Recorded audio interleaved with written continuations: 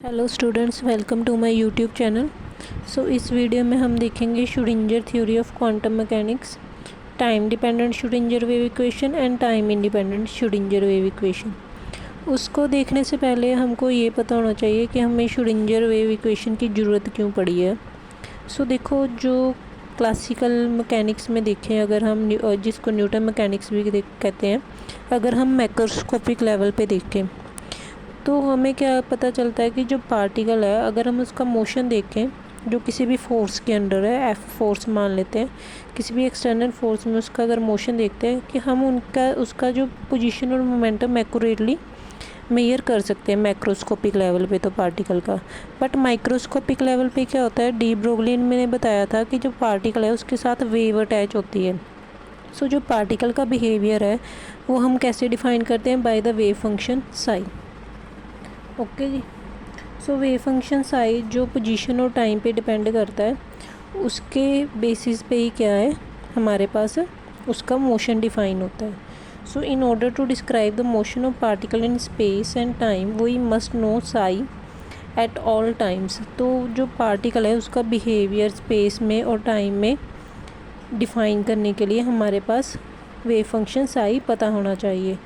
To know wave function psi for future time we must develop a differential equation to control the space time behavior of wave function psi xt। और future times के लिए हमें अगर particle का motion पता करना है तो हमें वेव फंक्शन जो है उसकी डिफरेंशियल इक्वेशन पता होनी चाहिए, ठीक है।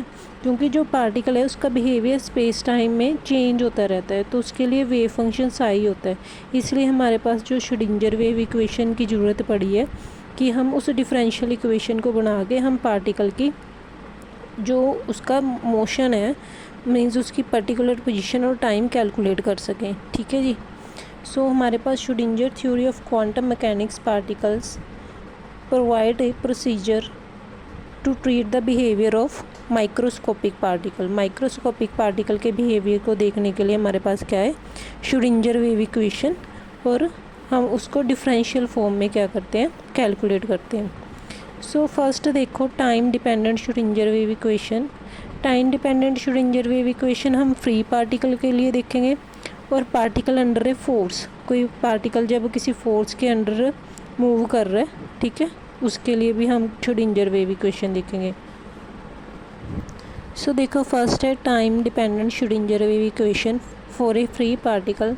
सपोज कोई भी हमारे पास फ्री पार्टिकल है, ठीक है, उसका वेव फंक्शन है साई, और साई किस पे डिपेंड करता है, पोजीशन एक्स पे और टाइम टी पे। वो किसी फोर्स के अंडर मूव कर रहा है, फोर्स के अंडर मूव नहीं कर रहा, ठीक है, वो एक्स पॉजिटिव एक्स डायरेक्शन में मूव कर रहा है, और उसका टोटल एनर्जी कितनी है ई, और मोमेंटम कितना है पी। तो वो साई एक्स टी कैसे लिखते हैं हम, ए ई रेस्ट पर minus iota by H cut E T minus P X. E क्या है यहाँ पे, एनर्जी, टी टाइम है, पी यहाँ पे है मोमेंटम, और एक्स क्या है, पोजीशन, ठीक है। हम जो पार्टिकल है फ्री पार्टिकल, उसका वेव फंक्शन ऐसे देते हैं। अगर हम इसको डिफ्रेंशिएट कर दें विद रिस्पेक्ट टू एक्स, ठीक है, विद रिस्पेक्ट टू एक्स करेंगे तो देखो ये एक्स वाली टर्म के साथ क्या है, पी, और क्या है आगे नेगेटिव, ये नेगेटिव नेगेटिव पॉजिटिव आगे आ जाएगा, ठीक है। और हमारे पास क्या है, पी, पी जो है वो भी इसके साथ आगे आ जाएगा, aorta P by H cut बन जाएगा ए ई रेस्ट पर minus iota by H cut E T minus P x. इसको मान लेना आपने इक्वेशन 2। अब आपने क्या करना है, इसको फिर इसका डेरिवेटिव करना है विद रिस्पेक्ट टू एक्स। तो अगर फिर इसका डेरिवेटिव करेंगे वो क्या बन जाएगा, curl square psi by curl x square, aorta P by H cut का यहाँ पे क्या आ जाएगा, स्क्वायर आ जाएगा, ये टर्म फिर से आ जाएगी, ठीक है। जो एक्स के साथ वाली टर्म है वो क्या आ जाती है, आगे आ जाती है। ए कांस्टेंट वो ऐसे ही रहेगा, और जो ई रे एक्सपोनेंशियल है उसका डेरिवेटिव भी सेम ही होता है, ठीक है। ये हमारे पास वही बन गया। अब ये जो है, ये सारी टर्म, ये क्या हमारे पास साई एक्स टी, इसकी जगह हम पे क्या लिख सकते हैं, साई लिख सकते हैं, और एओटा स्क्वायर क्या आ जाएगा, minus P square by H cut square Sai. अब पी स्क्वायर साई जो है, ये जो एच कट स्क्वायर अगर हम उधर ले जाएं, पी स्क्वायर साई की वैल्यू आ जाएगी minus h cut square curl square psi by curl x square. इसको मान लेना अपनी इक्वेशन 3, ठीक है जी। ये हमारे पास वैल्यू आ गई पी स्क्वायर साई की। अब हमने ई साई की वैल्यू कैलकुलेट करनी है, ठीक है। तो उसके लिए क्या करेंगे, इसका डिफ्रेंशिएशन कर देंगे विद रिस्पेक्ट टू टाइम। जब टाइम के साथ करेंगे तो ये क्या आ जाएगा, देखो माइनस एयोटा ई, टाइम के साथ वाली टर्म कौन सी है, ई है ना, ये वाली आगे आ जाएगी और ये फंक्शन ऐसे आ जाएगा, ये भी कांस्टेंट है और एक्सपोनेंशियल का डेरिवेटिव तो वही होता है। तो अगर हम क्या करें, इसको साई लिख लें, इसको क्या पुट कर देना आपने, साई पुट कर देना और एयोटा से मल्टीप्लाई और डिवाइड कर देना। एयोटा स्क्वायर -1 होता है, एक एयोटा नीचे आ जाएगा। यहाँ से ई साई निकाल लो, ई साई की वैल्यू क्या आएगी, iota H cut curl psi by curl t, ठीक है। अब आपके पास पी स्क्वायर साई की वैल्यू भी आ गई है और ई साई की वैल्यू भी आ गई है। ये जो दोनों वैल्यूज़ हैं इसे हम time dependent Schrodinger wave equation बनाएंगे फॉर फ्री पार्टिकल। अब वो कैसे बनाएंगे, देखो हमने कोई भी पार्टिकल है जिसकी स्पीड v है और v जो है वो स्पीड और वेलोसिटी से बहुत कम है, सो उसकी एनर्जी कैसे देते हैं, p²/2m। ये आप मेरा ना शॉर्ट वीडियो है वहाँ से भी देख सकते हो कि ये रिलेशन कैसे आया है, ठीक है। मैंने डी ब्रोगली के रिलेशन कराए इन टर्म्स ऑफ एनर्जी और टाइम में, तो ये आप वहाँ से देख सकते हो। p यहाँ पे मोमेंटम होता है, जो एनर्जी होती है ना वो मोमेंटम का स्क्वायर/2m होता है। अब दोनों साइड आपने वेव फंक्शन से मल्टीप्लाई कर देना, तो क्या बन जाएगा, E psi is equal to p² साई/2m। अब ई साई की वैल्यू क्या थी, iota H cut curl psi by curl T, और p² साई की वैल्यू क्या थी, -h cut square curl psi by curl x², और 2m नीचे डिवाइड हो जाएगा, ठीक है। आपने क्या देख लेना है, किस किस पे डिपेंड करता है, इसके कोऑर्डिनेट्स लिख देने हैं। साई किस किस पे डिपेंड करता है, पोजीशन और टाइम पे, इधर भी लिख देने हैं। तो ये हमारे पास क्या आ गई, Schrodinger wave equation for free particle. Okay जी। अगर हमारे पास ये फ्री पार्टिकल है विदाउट एनी फोर्स, मतलब इस पर कोई फोर्स नहीं लग रही है, अब हम देखेंगे Schrodinger wave equation for a particle subjected to a force की, मतलब उस पर कोई फोर्स लग रही है, उसकी श्रोडिंगर वेव इक्वेशन निकालनी है। देखो अगर कोई भी फ्री पार्टिकल है उस पर कोई एनर्जी लग रही है, तो उसकी जो टोटल एनर्जी है वो किस किस का सम है, काइनेटिक एनर्जी और पोटेंशियल एनर्जी का। जो पोटेंशियल एनर्जी है ना वो किस पे डिपेंड करती है, वो भी सेम जैसे साई जो है वो पोजीशन और टाइम पे डिपेंड करता है, तो पोटेंशियल जो है वो भी पोजीशन और टाइम पे डिपेंड करेगा। बट कई बार केसेस होता है कि जो पोटेंशियल है वो अकेला पोजीशन पे डिपेंड करता है, वो हम आगे जाके देखेंगे कि जिससे हमारे पास time independent Schrodinger wave equation बनती है। बट अभी हम ये कंसीडर कर रहे हैं कि जो पोटेंशियल है वो किस पे डिपेंड कर रहा है, पोजीशन और टाइम पे। सो टोटल एनर्जी क्या होती है, it is the sum of kinetic energy and potential energy. So देखो हमारे पास टोटल एनर्जी क्या है, it is the sum of kinetic energy. Kinetic energy मैंने आपको बताया कैसे देते हैं हम, E is equal to p²/2m से, और पोटेंशियल एनर्जी को v से डिनोट किया है यहाँ पे, और पोटेंशियल एनर्जी किस किस पे डिपेंड करती है, पोजीशन एंड टाइम पे। अगर हम दोनों साइड साई से मल्टीप्लाई कर दें, दोनों साइड मैंने साई से मल्टीप्लाई कर दिया, ये ई साई बन गया यहाँ पे p² Sai into plus v psi, ठीक है। अब देखो ई साई की वैल्यू हमने कैलकुलेट की है, p² साई की वैल्यू भी कैलकुलेट की है। p² साई की वैल्यू क्या है, -h cut square curl square psi by curl x², और ई साई की वैल्यू क्या है, iota H cut curl psi by curl t. आपने यहाँ पे ई साई और p² साई की वैल्यूज़ पुट कर देनी है, ये वाली जब पुट करेंगे यहाँ पे आ जाएगा iota H cut curl psi by curl x -h cut स्क्वायर/2m curl square psi by curl x² plus v psi, ठीक है। ओके जी। अब यहाँ पे आपने लिख देना है कि साई किस किस पे डिपेंड करता है, एक्स और टी टाइम पे। और देखो मैंने जहाँ पे साई था उसके साथ उसका ब्रैकेट में लिख दिया किस में डिपेंड करता है। और ये आपके पास क्या बन गई, ये जो इक्वेशन है ये हमारे पास श्रोडिंगर वेव इक्वेशन है for a particle under a force, ठीक है। अगर हम इसको, ये हमारे पास श्रोडिंगर वेव इक्वेशन आ गई, ये आपने लर्न कर लेनी है। ओके जी।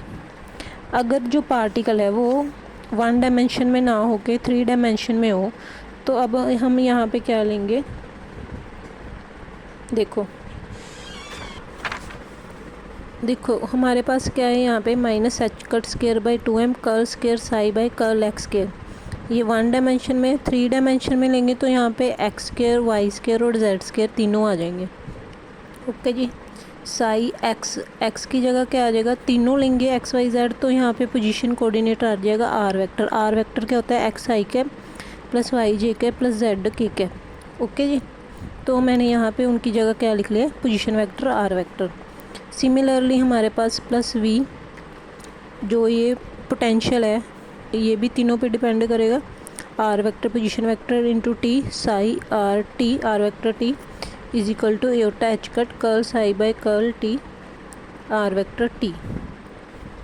ओके जी। अब हम इसको क्या लिख सकते हैं, डेल स्क्वायर, ये हमारे पास डेल स्क्वायर की वैल्यू, ठीक है।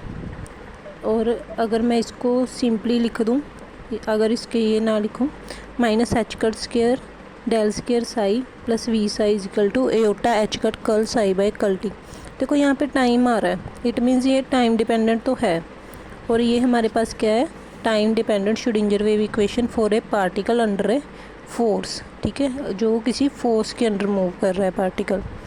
सो ये जो श्रोडिंगर वेव इक्वेशन है ना, ये हम नॉन रिलेटिविस्टिक जो प्रॉब्लम्स होती हैं उनको सॉल्व करने के लिए यूज़ करते हैं, जहाँ पे मतलब जो लाइट की स्पीड, पार्टिकल की स्पीड है वो लाइट की स्पीड से नियर अबाउट ही होती है।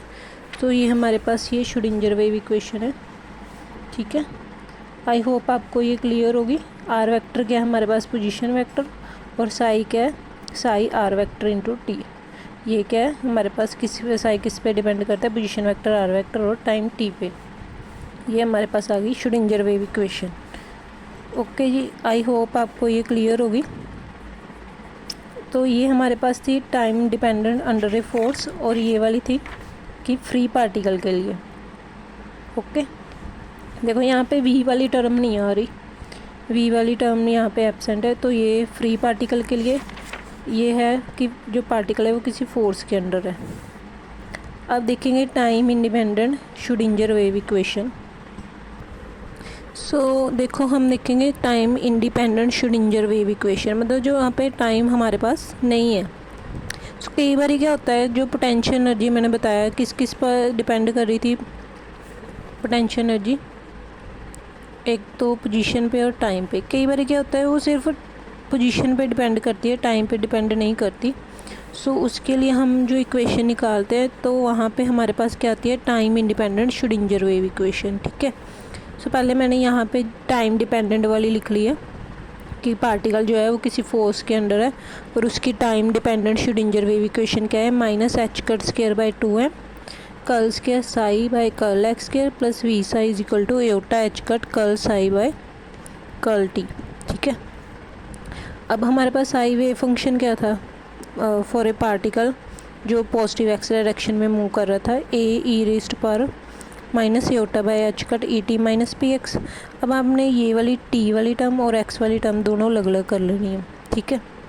ए ई रेस्ट पर एयोटा माइनस माइनस क्या हो जाएगा plus aorta P by H cut into x, ये टर्म अलग कर ली, और ई रेस्ट पर minus aorta by H cut E by T, ठीक है, ये वाली टर्म अलग कर लिया। और इस टर्म को आपने मान लेना फाई एक्स, ठीक है। फाई एक्स क्या है यहाँ पे, ई रेस्ट पर aorta P by H cut into x, ये आपने फाई एक्स मान लिया। और ये जो है E minus iota E by H cut into time T, ये लग गया, ठीक है। अब आपने क्या करना है, हमें क्या क्या चाहिए, एक तो इसका डबल डिफ्रेंशिएशन चाहिए with respect to X I का, एक चाहिए हमारे पास differentiation with respect to time. तो हम क्या करेंगे, इसको डबल डिफ्रेंशिएट करेंगे विद रिस्पेक्ट टू एक्स, और डबल सिंगल टाइम डिफ्रेंशिएट करेंगे विद रिस्पेक्ट टू टाइम। तो उसके लिए पहले एक्स के लिए कर लेते हैं, फिर जो वैल्यूज़ आएंगी आपने यहाँ पे पुट कर देनी है। तो पहले देखो curl psi by curl x निकालेंगे, तो ये तो टाइम पे डिपेंड है, एक्सपोनेंशियल तो वैसे ही आ जाएगा, एक्सपोनेंशियल का डेरिवेटिव सेम ही होता है। तो ये वैसे भी ये टाइम पे डिपेंड कर रहा है, ये तो कांस्टेंट हो जाएगा, तो ये ऐसे ही बाहर आ जाएगा। तो हमारे पास किसका डेरिवेटिव आएगा, curl phi by curl x का, ठीक है, क्योंकि जो फाई है वही एक्स पे डिपेंड कर रहा है। फिर इसका डिफ्रेंशिएट करेंगे तो क्या आएगा, curl square psi by curl x square, जो एक्सपोनेंशियल टाइम वाली टर्म में, एक्सपोनेंशियल में वो तो वैसे ही आ जाएगी। यहाँ पे क्या आ जाएगा, curl square psi by curl x square. इसको मान लेना आपने इक्वेशन 5। फिर आपने डिफ्रेंशिएट करना है विद रिस्पेक्ट टू टाइम। जब टाइम से करेंगे तो हमारे पास क्या आएगा, जो टाइम वाली टर्म है, देखो इसके टाइम के साथ क्या है, इसके coefficient minus iota E by H cut वो आगे आ जाएगा। 5x तो x वाली टर्म है, उसका डिफरेंशिएशन नहीं होगा, सो ई एक्सपोनेंशियल फिर वैसे ही आ जाएगा minus iota E by H cut into time t. ठीक है, अब आपने ये वैल्यूज़ जो है यहाँ पे पुट कर देनी है। देखो जब पुट करेंगे, ठीक है, यहाँ पे वैल्यूज़ आपने जब पुट कर दी, ये एच कट से एच कट कैंसिल हो गया। देखो एक्सपोनेंशियल वाली टर्म ये वाली यहाँ पे भी है, यहाँ पे भी है, यहाँ पे भी है, ये तीनों में कैंसिल आउट कर देनी है। सो क्या आ जाएगा, minus h cut square by 2m curl square 5 by curl x square plus v5 is equal to e5। अगर मैं इसको इधर ले आऊँ तो ये क्या आ जाएगा, v minus E into 5 is equal to 0। ये है हमारे पास 1 dimension time independent Schrodinger equation. Okay जी। अगर हम 3 डायमेंशन में देखें तो यहाँ पे जो 5 है वो किस पे डिपेंड करेगा, पोजीशन वेक्टर r वेक्टर पे। ठीक है, और मैंने इसको रीअरेंज कर लिया है। देखो जो minus h cut square by 2 है ना, उसको इधर लिख लिया है और यहाँ से माइनस कॉमन निकाल के माइनस माइनस प्लस कर दिया, तो क्या बन गया, curl square 5 by curl are square, ठीक है, plus 2m by H cut square E minus v5 is equal to 0। यहाँ पे x की जगह क्या आ गया, r आ गया, और इसको थोड़ा रीअरेंज कर दिया है। तो ये हमारे पास क्या है, टाइम इंडिपेंडेंट, यहाँ पे टाइम कहीं नहीं आ रहा ना, time independent Schrodinger wave equation. ठीक है, so curl square by curl are square को लिख लिया del square 5, 2m by H cut square E minus v5 is equal to 0। Okay जी। अगर मैं क्या करूँ, 5 को साई से रिप्लेस कर दूँ तो हमारे पास श्रोडिंगर वेव इक्वेशन क्या बन जाएगी, del square psi plus 2m by H cut square E minus we psi is equal to 0। तो यहाँ पे साई जो है वो इंडिपेंडेंट है टाइम के, इसको श्रोडिंगर स्टेडी स्टेट इक्वेशन भी बोलते हैं। ओके जी, आई होप आपको क्लियर हो गई है। यहाँ पे कहीं पे भी टाइम नहीं आ रहा है, क्या है हमारे पास equation, del square psi plus 2m by H cut square E minus we psi is equal to 0। ये हमारे पास है time independent Schrodinger wave equation. I hope आपको दोनों क्लियर होंगी श्रोडिंगर वेव इक्वेशंस। ठीक है, आप यहाँ पे देख सकते हो। I hope it is clear to you. So अगर आपको मेरी वीडियो अच्छी लगी हो so please subscribe and like my channel. Thank you for watching my video.